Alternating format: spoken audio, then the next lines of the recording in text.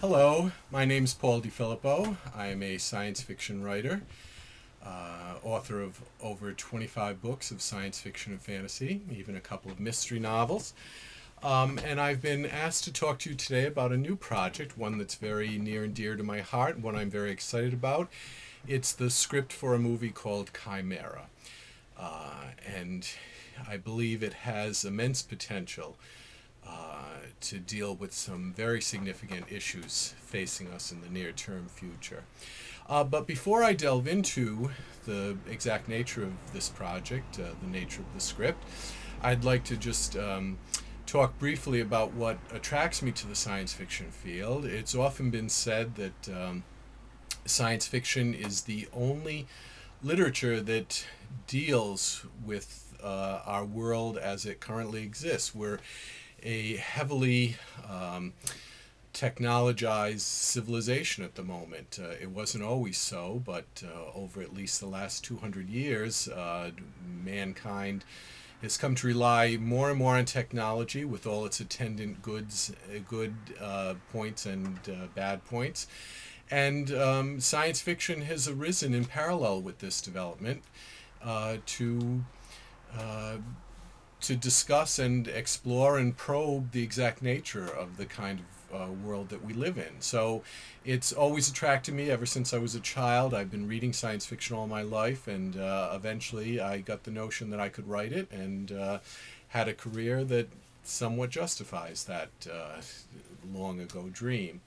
So I come from a background that's steeped in science fiction, and it's really the one type of literature that I most enjoy writing. And this new project, Chimera, allows me to explore some very cutting-edge issues in a very dramatic way. The many scientists, from such eminent people as Freeman Dyson on down to Gregory Benford and other people, have said that the 21st century will be the century of biology, just as the 20th century relied so much on physics in terms of nuclear power and silicon chips and an array of other domestic and highly abstruse scientific gadgets.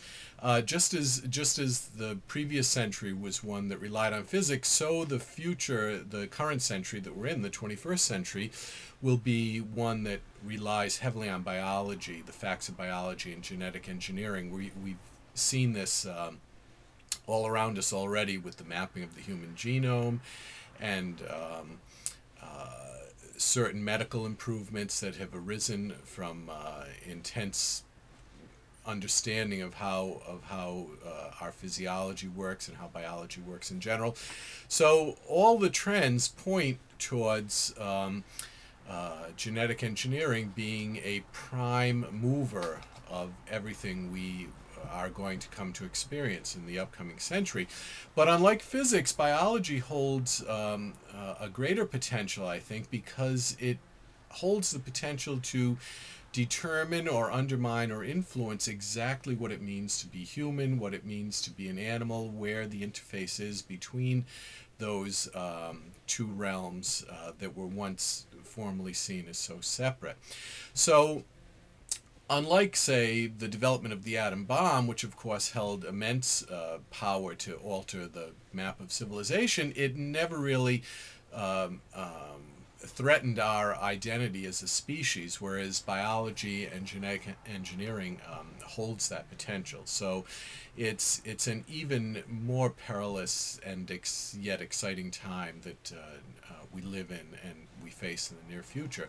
So naturally, as a science fiction writer interested in exploring these issues and exploring the near-term future, my thoughts turned to how best to illustrate that, and this led to the scripting of the movie Chimera. It's a topic that has not really been addressed on screen to any great degree. We've seen hints of it in such films as Gattaca, with its emphasis on genetic perfectionism, and just tiny bits here and there, but there's never been a wholesale attempt to portray on the screen what genetic engineering could mean on so many levels. And the level I've chosen to focus on is that of the human-animal interface. We've all seen headlines about hybrid or transgenic creatures. Currently, it's an actual industry that creates billions of dollars of products a year. We have corn plants which contain human genes. We have goats whose milk contains human-derived chemicals because the goats have been implanted with human genes. There's the interface between the animal domain and the human domain, which was once so rigid, is now becoming like a sieve, full of holes, allowing characteristics and qualities to leak back and forth between the two groups. And I really wanted to focus on this because it affects both human identity and animal identity and the place where they merge. So my script is set just a few years into the future, a decade or so, and it involves a time when there's an underclass of animal-human hybrids and how the purebred humans relate to those creatures who are almost a new slave caste, although the majority of humans would never admit such a thing. The audience that I see for the film is a vast and wide